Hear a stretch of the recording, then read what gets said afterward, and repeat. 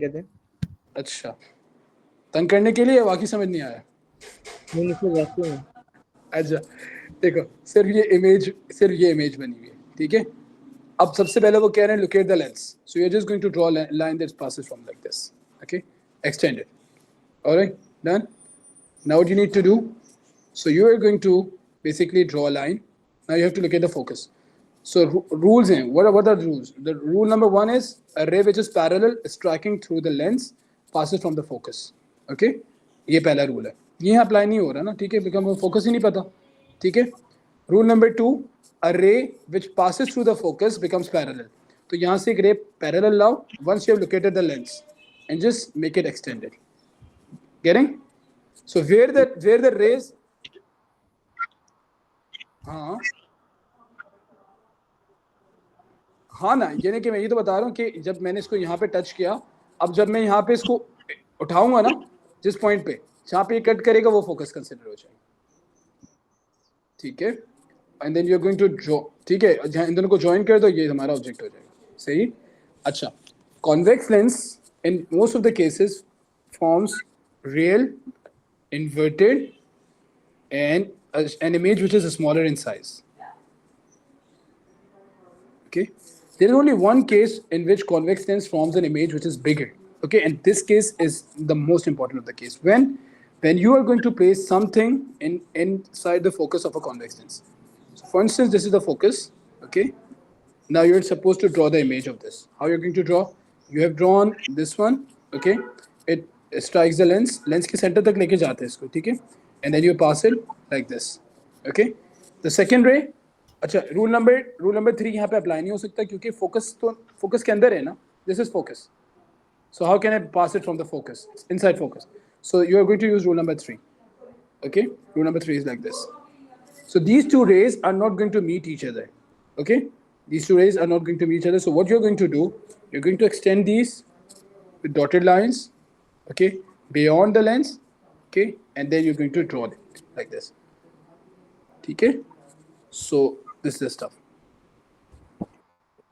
This is the image, this is the object, okay. So what are going to be the characteristic of this? The image is big, okay, it's virtual, it's erect, okay, or you can say upright,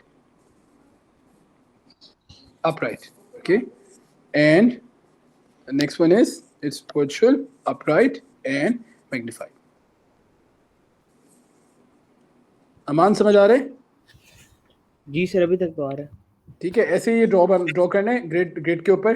अच्छा, sometimes वो box दे देंगे और वो बता देंगे कि this is 1 centimetre and 1 centimetre. So they can ask you to find the image height, okay, the size of the image. देखो, there are two things. One is the distance of the image. Distance of the image is this one. The size of image is this one. Okay, they can ask you to find the magnification. What is magnification? Magnification, how big your image has been formed and how big was the object. So magnification is simply the height of image, okay, and the height of object. So whatever the scale you have been given on the graph, you're just going to calculate it. The height of image over the height of object is going to give you the magnification. Okay, getting or not? So magnification for a convex lens in case of this is going to be big. ठीक है, ये हो गया. Ali clear है बेटा? Yes sir. ठीक है, ये लेंसेज हो गए हमारे कॉन्वेक्स लेंस. ठीक है, यूजुअली कॉन्वेक्स लेंस की जो इमेजेस, ठीक है, most of the time convex lens जो इमेज बनाएगा वो इस तरह से होगा. For instance this is a convex lens, ये फोकस है, फोकस के पीछे आपने अपने ऑब्जेक्ट को रखा, ठीक है, this goes like this, passes, okay. Ray number 2 you're going to draw from the center, they will meet at a point, okay, they'll meet at a point and you'll have an image like this. So you can just find out. So this image is real. When you have a real image, when the image and the object are on the opposite sides. Real image is inverted, virtual image is upright. Okay, real images are usually smaller. Now if we have concave lens, concave lens always forms one type of image. Okay, so concave lens अगर आ गया तो इसमें हमारे पास, for instance, if I put the object over here, okay, and for concave lens we usually put the object inside the focus. Anyway, so the first ray which is going to strike the lens, it's not going to bend, rather it's going to get deviated, spread out, फैलेगा, ठीक है. और ये number 2 point by explain करना. जी बेटा, ये point concave concave lens में it does not bend, it gets deviated. तो इससे एक पॉइंट से एंटर हुई तो ऑपोजिट पॉइंट पे चली जाएगी। हाँ, ऑपोजिट पॉइंट पे चली जाएगी। ठीक है, आप देख रहे हैं कॉन्वेक्स लेंस में ये बेंड होता था, बट कॉन्केव लेंस में इट्स गेटिंग स्प्रेडेड आउट।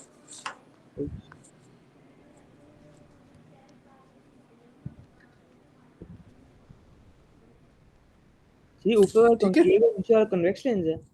ऊपर वाला कॉन्वेक्स है और नीचे वाला और ये कॉन्केव है। Concave.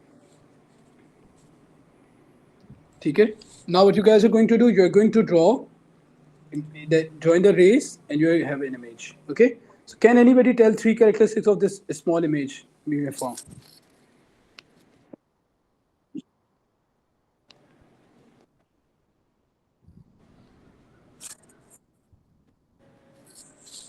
Yes, it's virtual, it's upright, and for a very small image we can use the word diminished. But से कैरेक्टरिस्टिक्स पता कितना चलेंगी इसकी? क्या चीज कैरेक्टर से कैसे पता चलेंगी? तो ड्रॉ करके भी पता चल रही है और उसकी इफेक्ट्स भी। ठीक है, अब 2 डिफेक्ट्स ऑफ विजन होते हैं। डिफेक्ट्स ऑफ विजन 2 होते हैं, long sightedness and short sightedness. ठीक है, there is a long sighted person who can see the distant objects clearly but cannot see near objects clearly. short sighted person को करीब का सही नजर आता है, दूर का नजर नहीं आता सही। ठीक है, कोई बताएगा लॉन्ग साइटेडनेस क्यों होती है?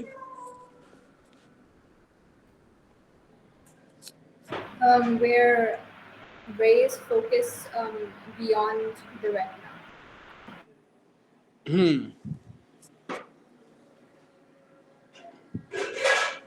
ठीक है, तो लॉन्ग साइटेडनेस में क्या होता है कि your eye ball has become too short. Okay, so when it has become too short, what happens that a normal eye must have the rays meeting at this point. Okay, but in a long-sighted person, what happens, that eyeball becomes too short and these are meeting over here. So क्या करेंगे आप? So इसको हमें पहले लेकर आना है। ठीक है, लेंस। अब क्या होगा, लेंस लगाएंगे। कौन से लेंस लगाएंगे, कॉन्वेक्स या कॉन्केव? हाँ, रेस को मीट करवाने पहले जमा करने, converging lens. Converging lens, converging नहीं ना, कन्वेक्स कन्वर्ज करवाना है ना, कन्वर्ज का मतलब जमा करो। ठीक है, ये होगा। ठीक है, short sighted person sir concave की एक रे अवे हो रही है लेंस से। कौन सी वाली? कॉनकेव के लिए हाँ, तो रेज ऊपर मीट जो अपनी गई है और ना, इसलिए हम ये वाला ये लेंस यूज करें। किसकी बात कर रहे हो, किसकी बात कर रहे हो? सर इसमें हमने कॉन्वेक्स लेंस क्यों यूज किया है? क्योंकि आपकी जो रेज हैं वो पीछे मिल रही हैं, यहाँ पे आई बॉल के पीछे जाके। उसको छोड़ दो, वो टॉपिक हो गया, ये अलग टॉपिक है। ठीक है, ये डिफेक्ट्स ऑफ विजन पे आ गए हम। लॉन्ग साइटेड पर्सन वो होता है जिसको दूर का नजर आता है, करीब का नजर नहीं आता। What's the reason? Eye ball short हो जाती है। जो बूढ़े लोग होते हैं ना, जिनको दूर का दिखता, ठीक है, करीब का नहीं दिख रहा होता। खैर, बूढ़ों को तो बेचारे को दोनों नहीं दिखता। कुछ ऐसे होते हैं ना कि उनको करीब का जो है वो नहीं दिखता। तो उसका रीज़न ये होता है, उसका रीज़न ये होता है उनकी आई बॉल शॉर्ट हो जाती है। तो ये जो रे यहाँ पे मीट होनी चाहिए थी, ये रेज यहाँ पे मीट हो रही है। तो for that we have to make the rays meet earlier. ठीक है, तो अर्लियर के लिए कन्वर्जिंग लेंस यूज करेंगे। शॉर्ट साइटेड पर्सन का क्या होता है कि eye ball becomes too large. ठीक है, so when the eyeball has become too large, so the rays which should meet at the retina, they meet over here. ठीक है, तो अब्दुल रहीम बताओ बेटा सबको, कौन सी लेंस यूज करेंगे आप? कॉनकेव। कॉनकेव यानी डाइवर्जिंग लेंस। ठीक है, तो जब हमने कॉनकेव लेंस लगाया तो वो रे जो शुरू में मीट हो रही थी, अब वो जाके एग्जैक्टली रेटिना पे मीट करेगी। Done? Yes. This is your converging lens and diverging lens. Okay, everything about that. ठीक है, एक क्वेरी ये वाली आई हुई थी। अच्छा जी, अब हम जाएंगे हाफ लाइफ के क्वेश्चंस के ऊपर जिसमें ग्राफ है। For that I just need to go and check here. मैंने half life and lens drawing देखिए आशिर, मैंने देखा भी नहीं था। I help in only one chapter electromagnetics, ठीक है मेरा बच्चा, करवा देता हूँ तुम्हें। अब्दुल रहीम तुम ए स्टार लाओ यार, सारे स्टार लेकर आओ प्लीज। इंशाल्लाह सर। इंशाल्लाह सर। इंशाल्लाह, ठीक है। हाफ लाइफ के क्वेश्चंस मैंने किसको करवाए थे हाफ लाइफ के वाले क्वेश्चंस जिसमें ड्राफ्ट्स थे, मुझे बताना किसको। नहीं, अभी अभी मैंने बिल्कुल रिसेंटली मैंने क्वेश्चन, हाँ ये रहेंगे, ये मैं ग्रुप पे सेंड कर रहा हूँ, all of you must access, ठीक है, सबको सेंड कर रहा हूँ। ज़ैनब बेटा कब तक हो तुम मीटिंग में? Sir, I can stay till 6. 6, हाँ ठीक है ना, बस 6 तो इंशाल्लाह इट्स इनफ रहेगा। अच्छा, और कौन है, सबको मिल गया? Okay, all the ones who are there in the group, just please look into that. Some questions of half life I've sent, ठीक है, सबको सेंड कर दिया। ग्रुप खोलो, ग्रुप पे जाओ देखो। अच्छा, इंटेलेक्स पे नहीं आया है, बाकी सबको भेज दिया। हाँ भेजो, पहले भेजा हुआ है बट ठीक है। अच्छा जी, half life, if they ask you about the half life, ठीक है, क्लास रिकॉर्डिंग हो रही है, जाओ तुम वो करो। हाफ लाइफ का कॉन्सेप्ट ये है कि half life is the time taken for a sample to decay to half, ठीक है।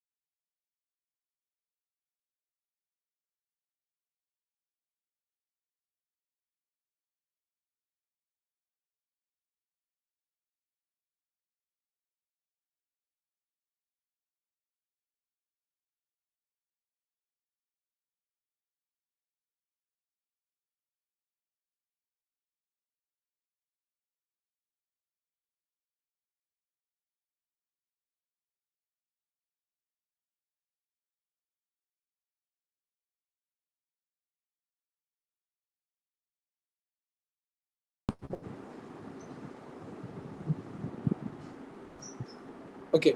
Question number 1, easy. Question number 2, easy. Question number 3, easy. Question number 4, easy. I'm going into the graph question. Okay, that the graph question is the second live question, second last question. So let me take a screenshot of this.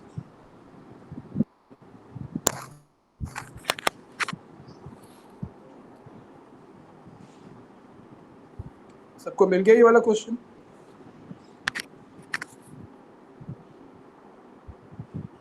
Yes. Okay जी. तो ये इसमें कुछ चीज़ें आ रही हैं. The first of all, the thing is that they are asking you to find the background count. I don't think, yeah, okay. So, can a student investigates a radioactive substance in lab? The figure is a graph showing the count rate detected as the substance decays for 7.5 minutes. Okay, determine the half-life of the substance. We need to find the half-life. Count rates is count per minute. Okay, so the first thing we need to do, they have already told you that the background count is 20 counts per minute. They've already told you this. Okay. Yes. So how you do? देखो आप इसको ध्यान से समझो क्या करना है. First thing you need to do, they've given you 20 counts per minute. What is the initial count rate? The initial count is 220. This is the initial. Okay, 220. 220 हो गया. ठीक है. 220 में से 20 को माइनस करवाएंगे तो that becomes 200. ठीक है, हो गया. 200 हो गया. Step number 2, what you are going to do, you have to देखो जो हाफ लाइफ है वो सिर्फ करेक्टेड काउंट्स पे अप्लाई होती है, बैकग्राउंड काउंट पे अप्लाई नहीं होती. तो 200 को 2 से डिवाइड करवाएंगे, that is going to give you 100, और फिर इसमें you are going to re add the background count, so it's going to be 120. So now you have to see where the graph is cutting at 120. This is 120. I went all the way, okay, coming down. So this is minutes, okay? So 2.2, 2.4, because this is 2.6, 2.8, and 3. This is 2.4 minutes. Okay? Sir, जी. हम 200 divided by 2 क्यों कर रहे हैं? Half life निकालनी है ना, तो sample half होगा. सही है, ठीक है. अच्छा, अब एक बच्चा शाहजैन उस दिन भी आपने रात में बड़ा अच्छा समझाया था, जरा वापस क्लास को समझा दो इंग्लिश में जल्दी से. The steps. यहाँ से बताना कि if you have the background count, so like okay, what they have given you the background count in the question. What if they don't? How are you going to determine what's the background count? So you are going to see where the graph is getting a straight line. Because this graph, if there was no background radiation, the sample is decreasing, and it should have gone to 0. But the reading is not going to 0. That means there is some radiation left. And that radiation is left because of background count. So wherever your graph is going to go like this, so that's going to be your background count. Okay? So you can just figure out the background count. Okay, Shahzan, start. Jaldi se.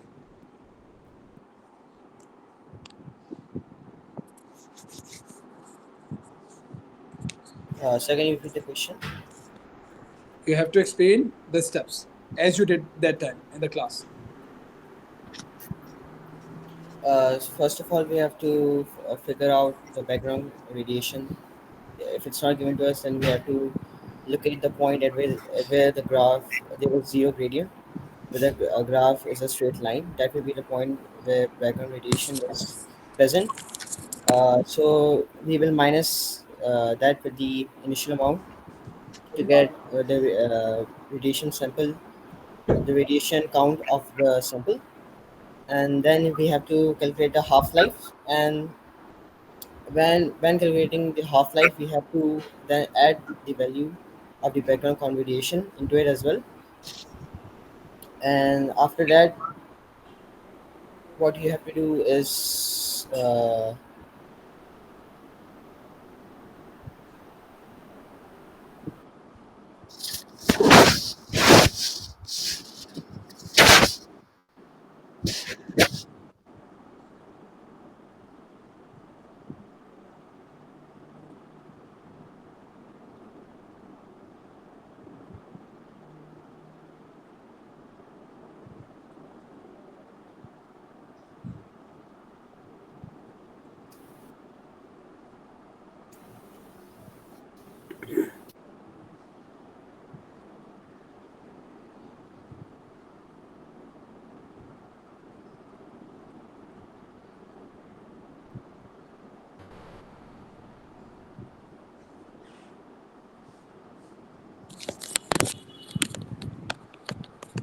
ठीक है भाई, सबको समझ आ गया शाजीन के sir मैं explanation? आपको एक पॉइंट चेक कर रहा था, आपने जो बताया कि अगर हमारे पास बैकग्राउंड काउंट ना हो तो हम चेक करते हैं ग्राफ कहाँ पे एंड हो रहा है।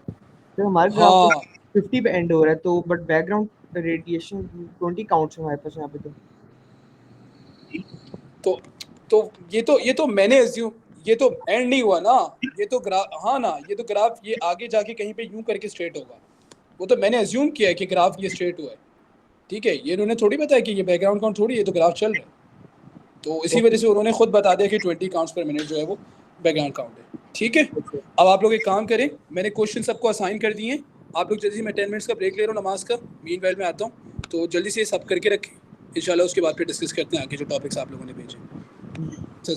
Okay, Aman Bajwa, are you there?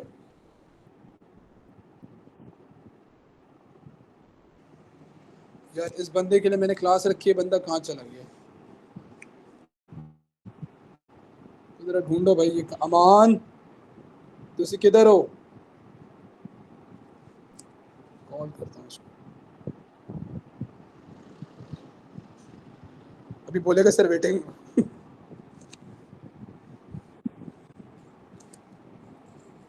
यार पेपर है इनका परसों, यार हमारे पास फिर भी 2 दिन है, मंडे को पेपर है।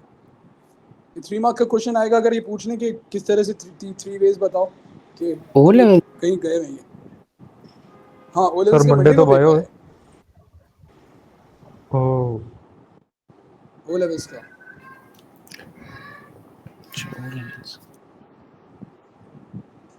तो बच्चे ओ लेवल्स वाली भी है ना हमारे पास। नहीं नहीं नहीं नहीं नहीं नहीं, जैसे कॉल काट रहा था। स्क्रीन शेयरिंग हो रही है ना? चलो बता दो भाई, कौन कौन बताएगा? अच्छा, अयान नहीं होता क्लास में, खामोशी नहीं होती? जी सर इतना सारा कर दो। हाँ चलो, कोई बता दे।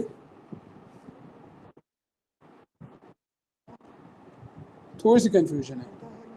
चलें, अब आप एक काम ही करें कि मुझे ज़रा इसमें बताएं कि 3 ways of turning the coil faster.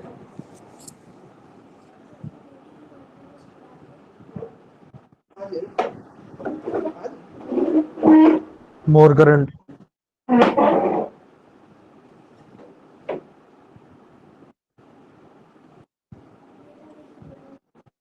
Increase more current. current. Increase the amount of current, stronger magnet, and add more turns to the coil. ठीक है। आयरन का कोर उसके अंदर होता है, सोलेनॉइड के अंदर, ठीक है। जब आपने सोलेनॉइड के अंदर जो है ना, ये इसको करना, ओके डन हो गया, ठीक है। तो डीसी मोटर तो बहुत अच्छा आता है आप लोगों को, सबको समझ आ रहा है क्या करना है क्या नहीं करना, ठीक है। All of you must be clear with this.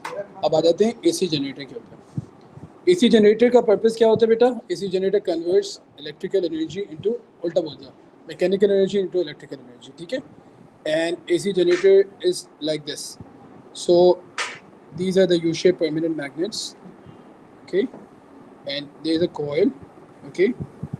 Instead of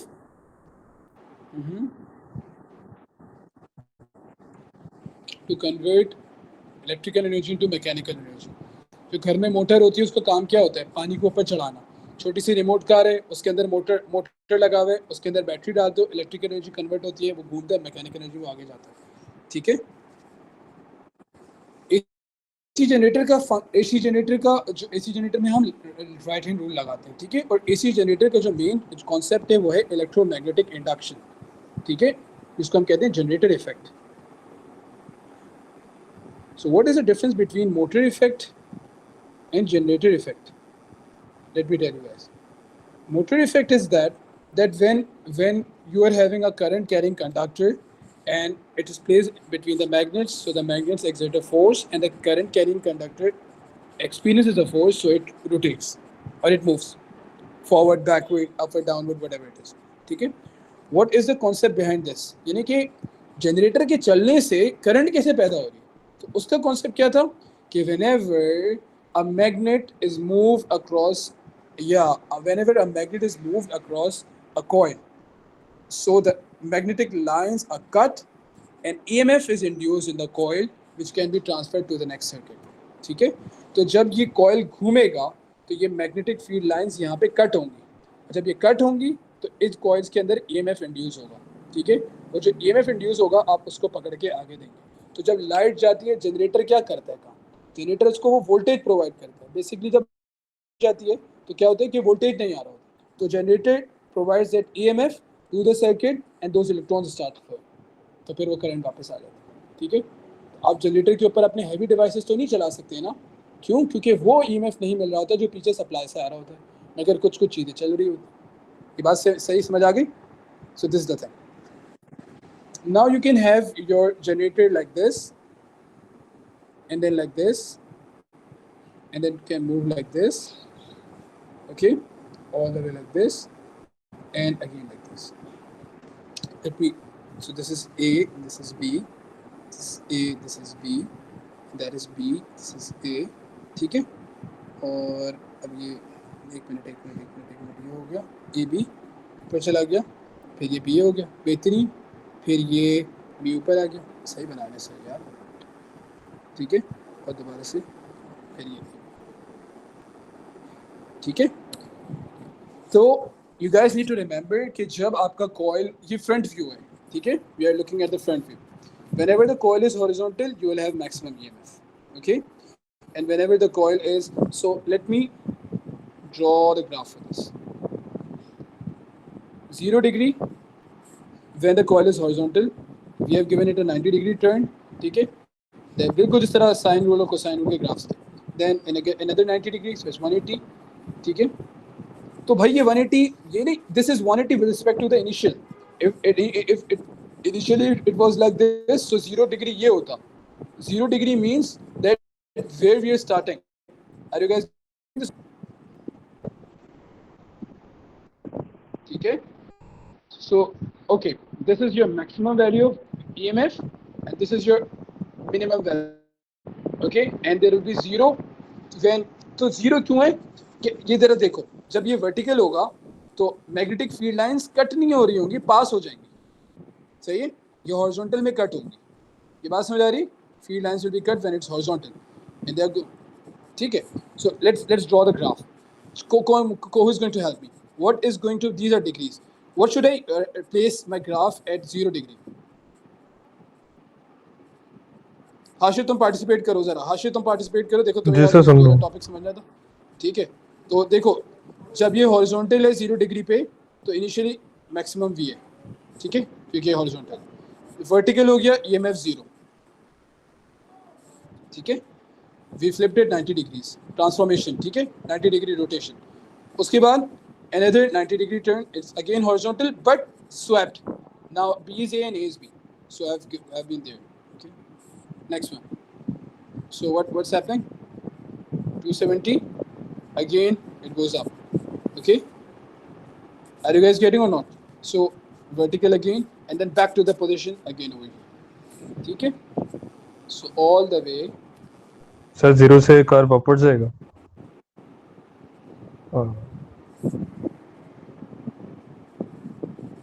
ठीक हो गया, is this clear to all of you or not? Yes. सही, अब ये सवाल आ गया, आराम से करके आना फिर, ठीक है। अच्छा जी, अब इसको थोड़ा चेंज करते हैं, अब इनिशियल पोजीशन वर्टिकल रखते हैं, ठीक है, और बाकी सारे लोग खामोश रहेंगे, हाशिर बताएंगे हमें कि क्या करना है, ठीक है। थोड़ा सा कोऑपरेशन चाहिए मुझे बस।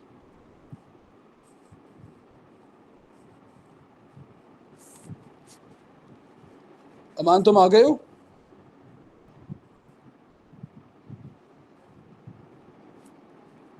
यार ये बंदा कहाँ चला गया?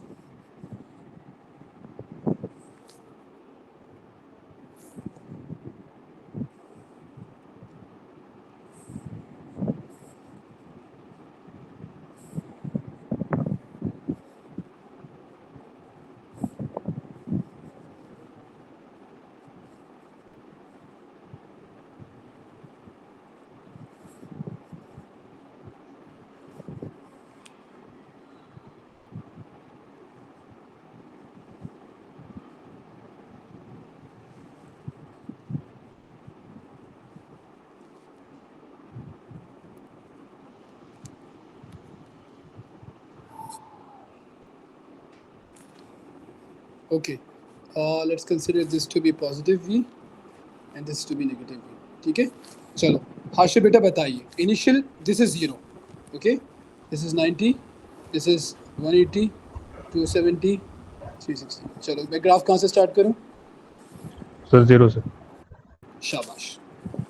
तो इस वजह से नहीं कि एंगल 0 है तो 0, क्योंकि वर्टिकल है. ये बात समझ आ रही है? जी सर. 90 पे कहाँ चला गया? और नेगेटिव की तरफ. नेगेटिव पे नहीं, अभी तो ये यू फ्लिप हुआ ना, तो ये पॉजिटिव 0, ये पॉजिटिव वी पे चला गया. ठीक है, 90 डिग्री पॉजिटिव. ठीक है, फिर क्या हुआ? दोबारा 0, फिर ये साइड स्लिप 180 की तरफ. ठीक है, 180 हो गया, फिर ये साइड स्लिप हो गई, ए वाला बी पे और बी वाला ए. तो यहाँ पे क्या आएगा? 270 पे कहाँ पे लगाऊं? Sir positive. नहीं ना, पॉजिटिव वी तो आ गया ना, ये रहा पॉजिटिव वी 90 पे. तो अब नेगेटिव 0 से मैं, हाँ तो नेगेटिव हो.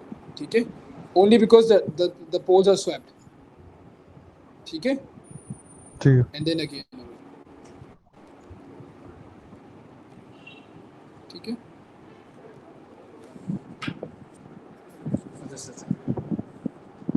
अंडरस्टूड.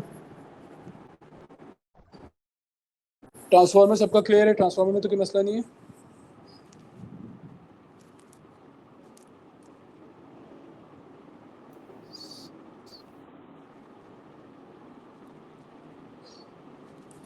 सर एक बार समझा दें.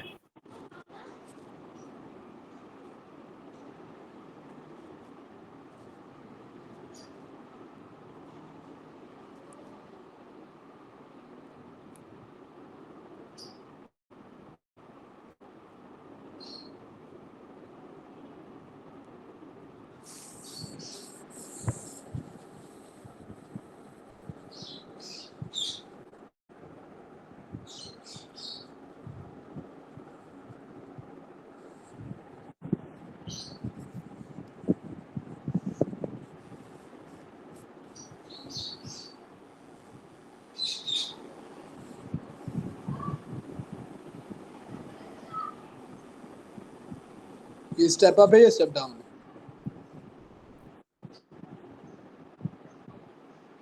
ठीक है, because the number of turns in the primary and number of turns in the primary are greater than number of turns in secondary, so this is step down. Transformer, how does a transformer work? 3 mark का question आ सकता है. देखो, when an alternating current enters, transformer does not work on direct current. Okay, when an alternating current enters the transformer, so an electrical field, a magnetic field is induced. Okay, a magnetic field is produced, and magnetic field lines, or you can say because of the, मैं लिख देता हूँ, ये लिख देता हूँ जरा देखो. When alternating current enters primary coil, magnetic field is produced. Okay, and magnetic flux changes.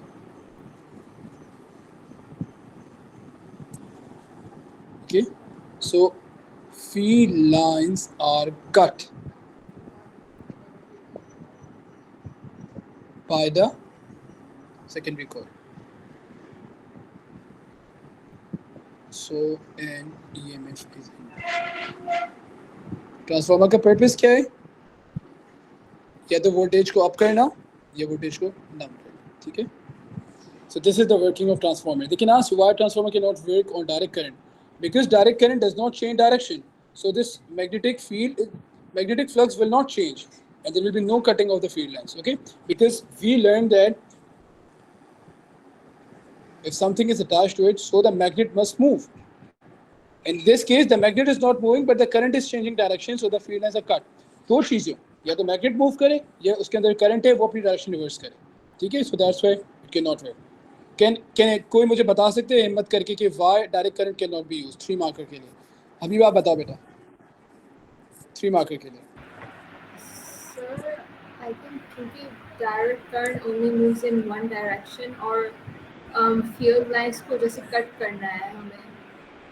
जी. तो उसके लिए हमें alternating current की जरूरत है.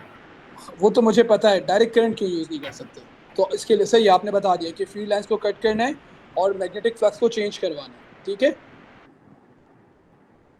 शाबाश।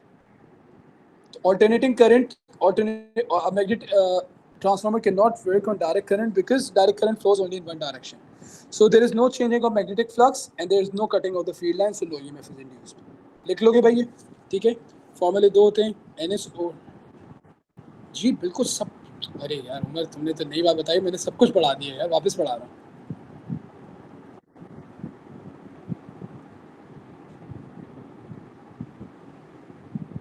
ठीक है भाई।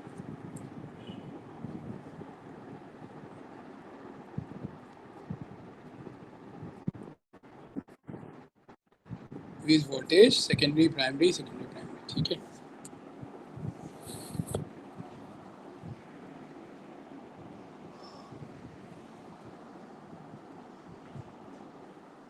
अच्छा जी, अमान तुम हो मीटिंग में?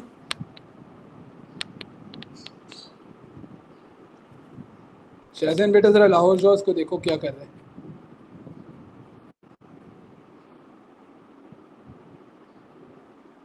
यार ये बंदा म्यूट करके कहीं गया हुआ है। Oh my God, is there a way I can do something with him? इसको यार मैंने उसको पिन छुपाई है, देखो हाथ ही नहीं आता। गया कहाँ ये बंदा?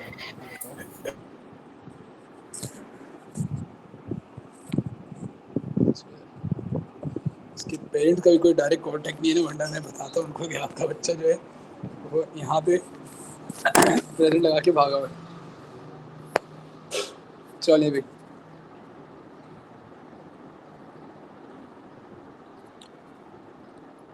इलेक्ट्रिसिटी स्पेशली, अच्छा ये उमर की क्वेरी है। फिर नमाज के बाद अगर इलेक्ट्रिसिटी इस पर कुछ करके भी रखते हैं, ठीक है, सारा आज कर लेंगे तो फिर थोड़े स्ट्रेस आउट हो जाएंगे।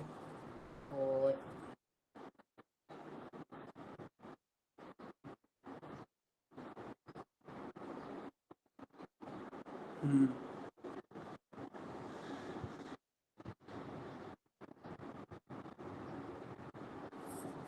बस तो इंशाल्लाह ताला कल मैं जो है ना, क्योंकि अल्हम्दुलिल्लाह हमारे पास टॉपिक्स आ गए, तो मैं इलेक्ट्रिसिटी के टॉपिक्स क्लास में करवा दूंगा ताकि आपके ये कॉन्सेप्ट क्लियर हो जाए। बहुत आसान है। अभी तो नेक्स्ट ईयर A-levels में जाओगे तो परेशान होगे कि यार ये क्या चीज़ आ गई। तो इलेक्ट्रिसिटी इज़ वेरी ईजी, उसमें आज सच कोई मुश्किल चीज़ नहीं है। आगे बढ़ी क्या ऑफ इलेक्ट्रिसिटी स्पेस फिजिक्स के अंदर। स्पेस फिजिक्स को किस तरह पढ़ना है, how to study space physics, for that we have the notes. Just need to go through the notes, watch the videos. Okay, sir yes. मैंने एक क्वेश्चन देखा था स्पेस फिजिक्स में, वो लाइक डिस्क्राइब कर रहा था nuclear fusion in the sun in energy changes. वो कैसे आंसर करें? अरे अमान का रिप्लाई आया in the class, so why aren't you replying my boy? हाँ, सन की एनर्जी वाला अभी बेटा दोबारा बताइए। न्यूक्लियर फ्यूजन जो सन में होता है, लाइक उसमें एनर्जी ट्रांसफर्स।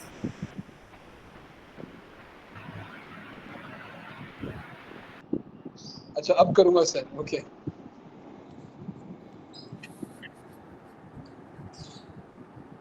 अमान तुम हो मीटिंग में? जी सर।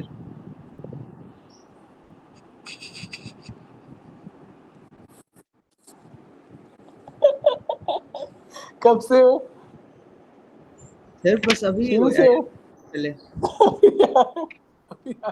सर नमाज पढ़ने गया था मुझे। अच्छा माशाल्लाह, ओके। हम बदगुमानी कर रहे थे, हमने कहा बच्चा प्रेजेंट लगा के माशाल्लाह बोल रहे। ओके, मुझे मैसेज कर दिया करो प्लीज सर, मैं नमाज पढ़ने जा रहा हूँ ताकि हम गुनाहगार ना हो। तुम्हारा पेपर है मंडे को बेटा। जी सर पता। इनके पास 2 दिन और है, तुम्हारा मंडे को पेपर। सबसे ज़्यादा तुम्हारी फिक्र है मुझे। बहरहाल तुम्हारी क्वेरीज जो थी अमान, अच्छा अभी मैंने क्वेश्चन भेजा है न्यूक्लियर फ्यूजन का, मैं बता तुम बेटा। Nuclear space physics also converging lens electricity. यार देखो, फिजन और फ्यूजन दोनों में क्या होता है? फ्यूजन में क्या होता है? फ्यूजन में हमारे पास न्यूक्लियॉन्स जो है ना, न्यूक्लियॉन्स दो एटम्स फ्यूज होते हैं, ठीक है, और हीलियम एटम्स जो है, हीलियम एटम फॉर्म करते हैं। कैसे फॉर्म करते हैं? हाइड्रोजन के दो आपके पास जो है वो आइसोटोप्स मर्ज होके हीलियम बना देंगे, ठीक है। अगर ये आ गया, ठीक है, you can have this one as well, ठीक है। ट्रीटियम और प्रोटियम रिएक्ट कर गए, हीलियम बना दिया। अब यहाँ पे ना मसला होता है कि यहाँ पे न्यूट्रॉन भी रिलीज होता है, तो ये वाली अगर ये 3-2 है ना तो इसको बैलेंस करना होता है, तो you can say 4 + 1 5 and 5 over here, ठीक है। This is nuclear fusion and this is going to be a 3 marker question. This only writing this equation is 3 markers, ठीक है। अब what is happening in nuclear? This is nuclear fusion. Okay, in fission, what happens? That a neutron is going to hit an atom, split it. Okay, nucleus को तोड़ेगा और उसमें से फिर छोटे छोटे न्यूक्लियाई बनेंगे, फिर वो फर्दर आगे जाएंगे और वो चले जाएंगे, ठीक है। अब इसमें एनर्जी कंजर्वेशन या एनर्जी ट्रांसफॉर्मेशन, सही है। तो ये देखिए, ये जब न्यूक्लियस हिट कर रहा है तो ये इसकी काइनेटिक एनर्जी है। Kinetic energy stored is going to get transformed into thermal energy store, ठीक है, and it's moving as well, nuclear energy as well as thermal energy, ठीक है। So these are the transformation in fission, ठीक है। मेरे जो O levels वाले, my O level students, you guys have to remember 2 things which are not there in the IGCSE syllabus, please. Number 1, you have nuclear reactor, उसके सारे के सारे, इसके लिए अपनी बुक पे जाओ, ठीक है। You have got nuclear reactor, the purpose and function of each and every part of nuclear reactor, that includes coolant, breeder, and moderator. What does they do? Number 2, the Geiger counter. Drawing of the Geiger counter is nowhere in the IGC syllabus, but you guys have to memorize that. This came last year in the exam. Okay, number 3, oscilloscope. ठीक है, oscilloscope मैं 1-2 questions करवा देता हूँ oscilloscope के, आप लोग के पास IGCSE वाले A levels पढ़ेंगे, अगर O levels वालों को ये आना चाहिए कि ऑसिलोस्कोप किस तरह काम करता है। देखो, oscilloscope basically is an instrument which shows waves, ठीक है। अब साउंड वेव तो लॉन्गिट्यूडनल वेव है, लॉन्गिट्यूडनल वेव का एम्पलीट्यूड निकालना है या उसकी फ्रिक्वेंसी निकालनी है, तो फिर उसके लिए ऑसिलोस्कोप में साउंड वेव को ले जाते हैं तो ये वेव्स बना देते हैं, ठीक है। इसमें 2 हमारे पास नॉब्स होते हैं। एक नॉब होता है, उसको कहते हैं टाइम बेस्ड सेटिंग, ठीक है, और एक होता है उसको कहते हैं Y gain.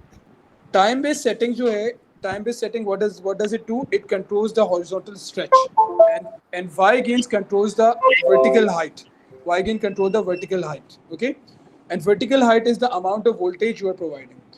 For instance, time based meter per second, okay, and this distance, wavelength क्या होती है? The distance, so this is like this, okay.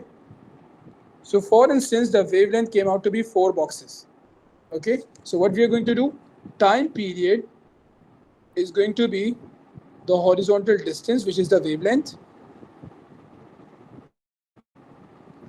horizontal distance multiplied by time based setting. So my wavelength was how much? My wavelength was, let's suppose 3 boxes, so 3 multiplied by 1 time based setting, okay. But because this was centimeters, so I'm going to write 3 to 10 to the 1 into 10 to the power minus 2 to convert this into meters, okay. From here I will get the time period and frequency is 1 over time. So it's ठीक है, समझ आ गया? Sir y gain क्या चीज बताता है? y gain निकालना नहीं होता, y gain की वैल्यू आपको गिवन होगी, ठीक है, and y gain is going to show, अब let's suppose y gain is there and you are supposed to find the voltage, so you're just going to count that how much each box represents and what is the amplitude. So for instance, your amplitude is 2 boxes and the y gain is something, you multiply them and you're going to get the voltage,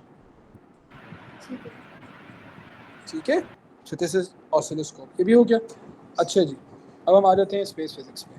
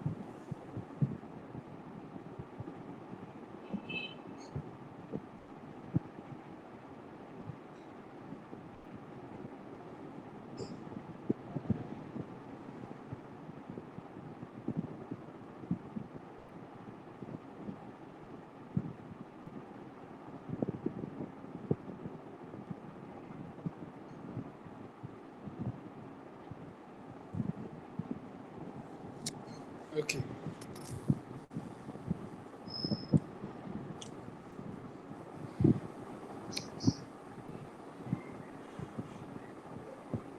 ये देखो space physics के अंदर जो हमारे पास major points हैं उसमें 3-4 चीज़ें आप लोगों ने याद रखनी, ठीक है। एक तो formation of star is the most important thing.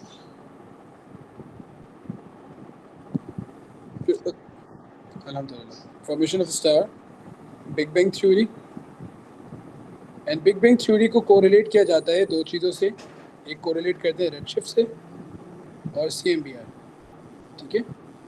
CMBR is not in O levels.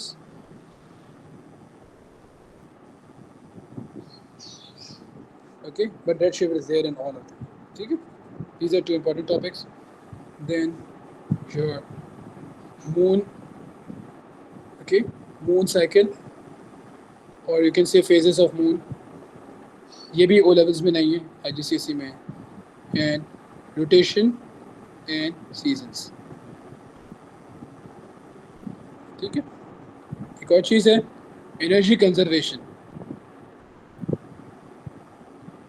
बहुत आसान है कि भाई अगर कोई प्लैनेट जो है वो करीब है तो it is having more KE less P, but as it moves away so its position is away from, so its having less KE because the greater the orbit the lower the speed, it is having more GP. So this way energy keeps on transforming, so the total energy is conserved. Sir इसकी diagram आपने करवाई थी ना? बिल्कुल करवाई थी बेटा, everything has been done in the class, ठीक है। If you guys are supposed to draw an orbit of a comet, so for the solar system sun is at the center, but if you are drawing it for a comet, so you are going to draw an ellipse. Ellipse is a smash circle, and make sure that sun is not at the center, and you can draw a comet like this, okay।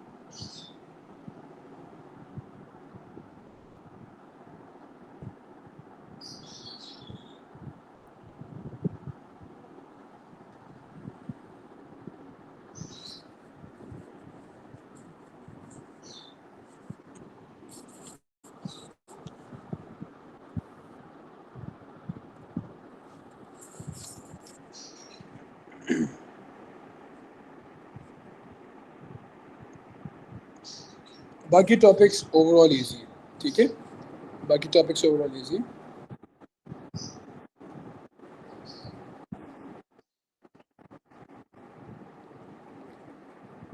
Sem exams वाले notes नहीं है?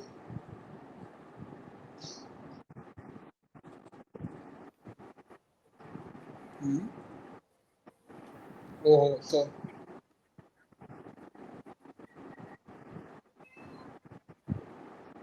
अरे तो जिसने खोया उसकी गलती है ना।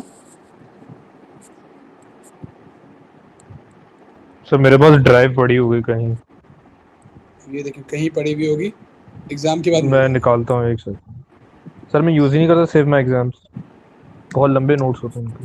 नहीं, इसके स्पेस फिजिक्स के सबसे अच्छे नोट्स होने के हैं, ठीक है। अच्छा, मेरे पास अभी 2 दिन पहले मेरे मोबाइल की मेमोरी फुल हो गई थी और मैंने इसके स्पेस फिजिक्स के पूरा एक बंडल डिलीट किया। I should have sent you guys. Oh, so sad. Anyways, okay.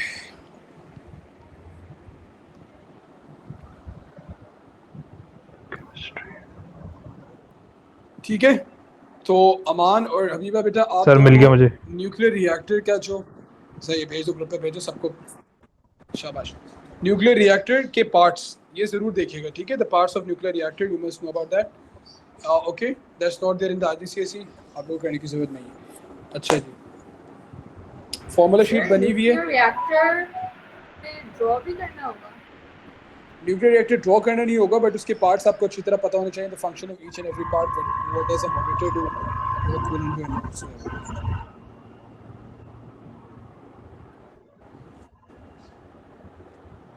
Okay, I think I have resolved all the issues which you guys have sent me. और ये जो न्यूक्लियर फिजिक्स के questions हैं, please do them, please do them which I have sent you guys. ठीक है. अच्छा, how we draw the graph of half life, how we draw the graph of half life, ये भी एक चीज़ है, ये भी देख लो ज़रा.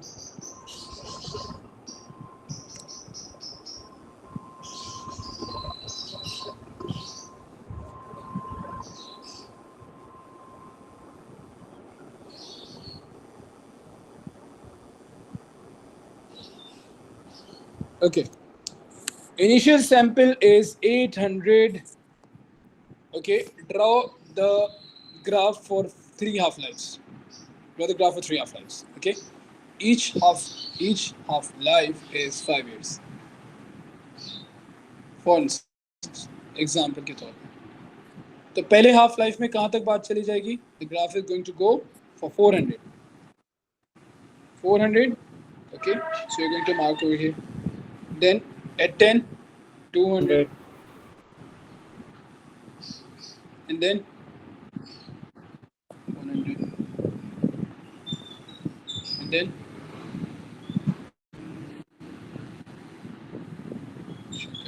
कुछ तो आता है. Okay. ठीक है, 3 मार्क. सही.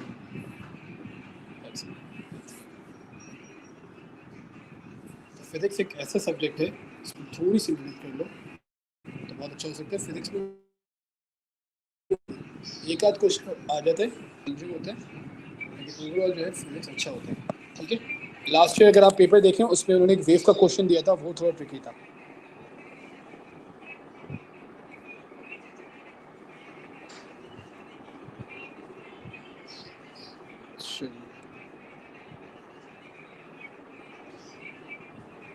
मोमेंटम को खुसूसन देखना है यार, momentum is a very important. ठीक है, मोमेंटम एंड एवरीथिंग लाइक. सही. अब नहीं कटेगी, अब सही है. ठीक है. फिर मुझे थोड़ा सा इशू होता है सिर्फ कभी स्पेस फिजिक्स वगैरह में और इलेक्ट्रिसिटी के अंदर, बाकी सारा अच्छा था. चलो इलेक्ट्रिसिटी की भी बात आ गई, इतना टाइम है, चलो इलेक्ट्रिसिटी करवा देता हूँ ताकि आप लोग आराम से. मैं कर लूँगा, आपको जो पुराने आज आप लोग चाहें तो और फिजिक्स वालों जिनके फिजिक्स के एग्जाम है, वो आज लेट नाइट स्टडी करें, चाहे तो पूरी रात पढ़ाई करें. ठीक है, फिर कल थोड़ा सा आप रेस्ट करके तो ये कर सकते हैं आप लोग. ठीक है, बिकॉज मंडे को पेपर है, फिजिक्स में अच्छे नंबर लाने, आज पढ़ो, पूरा टाइम पढ़ो. ठीक है. जिन और मेरे वो बच्चे जिनका बायोलॉजी का पेपर आ रहा है IGCSE का, तो अब वो सारा टाइम मैनेजमेंट करेंगे, क्योंकि just after biology you are having your maths and physics as well. ठीक है, and maths for the variant 2 guys, maths you can just imagine that it's going to be difficult because your paper 2 was easy. ठीक है. अब आप खुद अपना time manage करो. ठीक है, अल्हम्दुलिल्लाह सिलेबस सारा कंप्लीट है, एक चीज़ कंप्लीट है मैथ्स के अंदर. Every single thing has been done in the class अल्हम्दुलिल्लाह. ठीक है, पिछली क्लासेस में मैंने जो पिछले बैचेस से कुछ छुड़वाया था, मगर आप लोगों को सब कुछ करवाया, and credit goes to Umar जिसने मेरा दिमाग खाया. शाबाश. ठीक है, तो पूरी क्लास की रिस्पॉन्सिबिलिटी उमर ने ली हुई थी कि सर ये टॉपिक रह गए, ये करवाने, और अल्हम्दुलिल्लाह वो हुआ. ठीक है, पेपर डिफिकल्ट आए, उसमें बिल्कुल भी डिसार्ट नहीं होना है, जो आगे का पेपर है उसकी तरफ फोकस करो. ठीक है, तो ये अच्छी बच्चों की अलामत है. पीछे का सोचोगे तो आगे वाला भी ख़राब हो जाएगा. Just leave it. अच्छा, कुछ आपके पास कुछ फिजिक्स के अंदर, लेट मी सी अगर मुझे स्लाइड मिल जाए. कि अक्सर ऐसा होता है कि मेरी बेटी जो है वो स्लाइड्स को आगे पीछे कर देती है.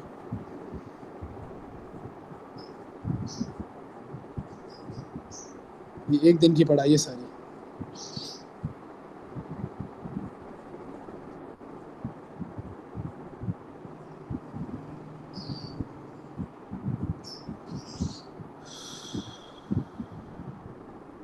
इसको स्क्रीनशॉट कर लो, इसको सेंड कर देना ग्रुप पे ज़रा. ये स्पेस फिजिक्स के मैंने क्वेश्चंस बनाए थे, पॉसिबल क्वेश्चंस जो आ सकते हैं.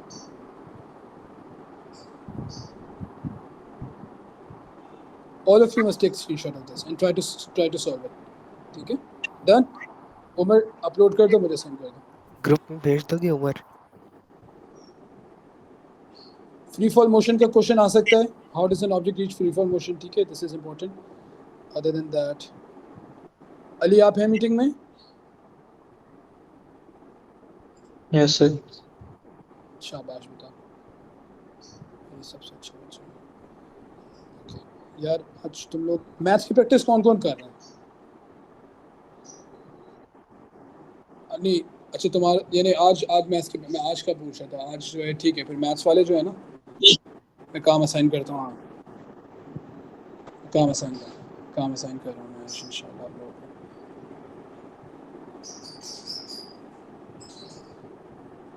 मुझे जाना पड़ेगा,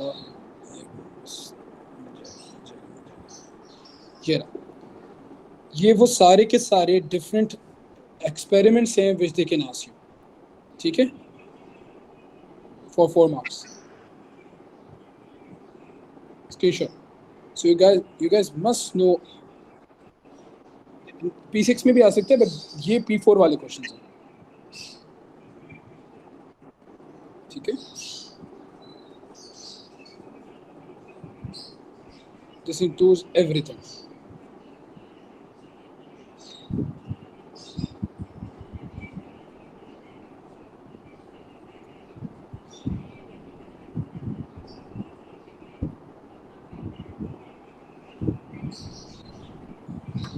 ठीक है, इसमें एक रह गया, मेरे इस पर साउंड एंड एयर भी हो गया, सब हो गया, ठीक है।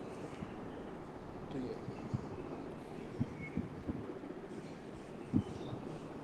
अच्छा जी,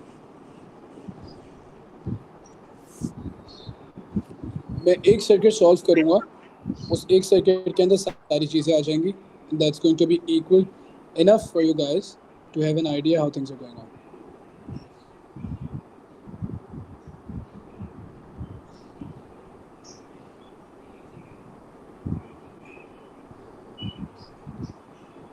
और इलेक्ट्रिसिटी की पूरी वीडियो लिंक मौजूद है, जो उमर ने वीडियो शेयर भी की हुई है। अगर किसी को इलेक्ट्रिसिटी में कोई प्रॉब्लम है तो रिकैप कर ले, ठीक है, तो मैं इंशाल्लाह ताला आपको फिर इसमें करवा दूँगा। This is a 10 ohm resistor, for instance this is a 4 ohm resistor, this one is 5 ohm resistor, okay, a 10 volt battery has been connected. There are 3 to 4 different questions which can be asked. Number 1, find total resistance, find total current, find total, okay, voltage across 5 ohm resistor, current across 10 ohm resistor, ठीक है, ये हो गया। अच्छा जी, EMF और potential difference में क्या फ़र्क है? ईएमएफ निकलती है सोर्स से, और पोटेंशियल डिफरेंस वो ईएमएफ कन्वर्ट हो जाती है जब वो किसी कंपोनेंट के अलोंग आती है। तो सारे के सारे पोटेंशियल डिफरेंस का सम ईएमएफ होता है। अगर आपके पास सीरीज में बैटरीज लगी हुई हैं, लाइक एक ये 2 वोल्ट की है, एक ये 2 वोल्ट की है, और एक ये 2 वोल्ट की है, तो what is going to be the EMF? जल्दी, 6 volts, 6 हो जाएगा। If the batteries are connected like this, now what is the EMF? 2 volts से रहेगा। शाबाश, ठीक है, सही, very good.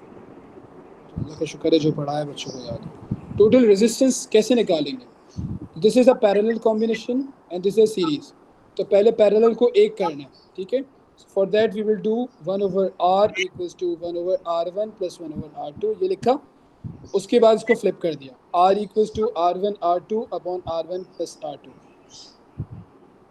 So this is only for the parallel combo. So we have got 10 and 4 and 10 plus 4. जल्दी से आंसर बताओ।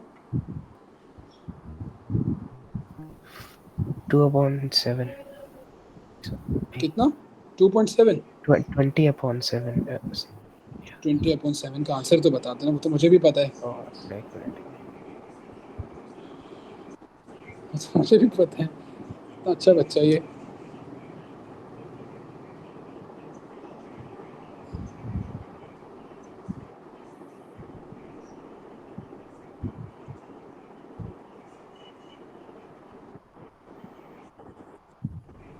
0.35 कहाँ से आ गया? 40 नहीं ऊपर है। Sir 2.85 2.86 actually.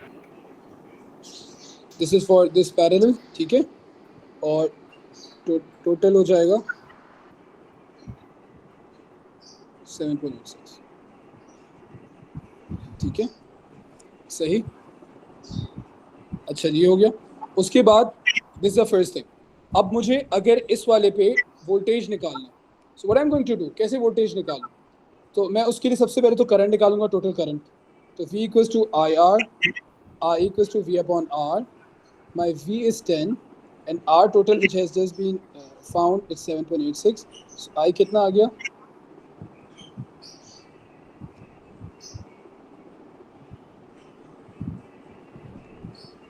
One point two seven. 1.27, ठीक है। अब इस वाले के ऊपर देखो, अब ये करंट किस तरह, करंट क्या है, करंट यहाँ से 1.27 का करंट आया, it split into two parts and then it joined and then the whole 1.27 is going to come into this one because there is no parallel combination. Current will divide in the parallel. Before coming into parallel it's just one and then it rejoins and then goes same way, ठीक है। तो battery से जो current आ रहा है that is 1.27 amps and the same current is entering over here.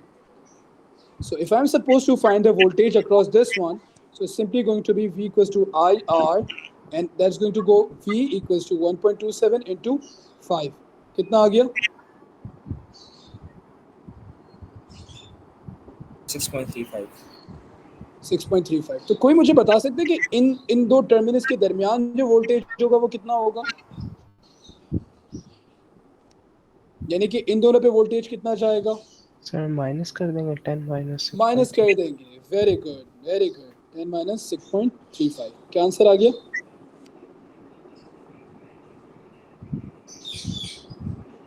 $3.65. Yeah, 3.65. So same amount of current goes into this voltage. इस पे भी 3.65 है और इस पे भी 3.65 है। क्यों? क्योंकि दोनों पैरेलल में वोल्टेज सेम होता है। अब in the fourth part they were asking us to find the current across the 10 ohm resistor. So I equals to V upon R. 10 ohm वाले पे वोल्टेज 3.65 है, divide by 10 and this comes out to be 0.365. That's your answer. ठीक है। अगर इस वाले पे निकालना है तो आप टोटल करंट में से माइनस करा दो इसको, you'll get the, तो जिसकी रेजिस्टेंस की वैल्यू कम है उस पर करंट ज़्यादा आएगा, इस पर रेजिस्टेंस की वैल्यू ज़्यादा, उस पर करंट कम है, ठीक है। ये एक सर्किट काफ़ी। तो वो पावर निकालने के लिए होता है V I square R V square over R, ठीक है।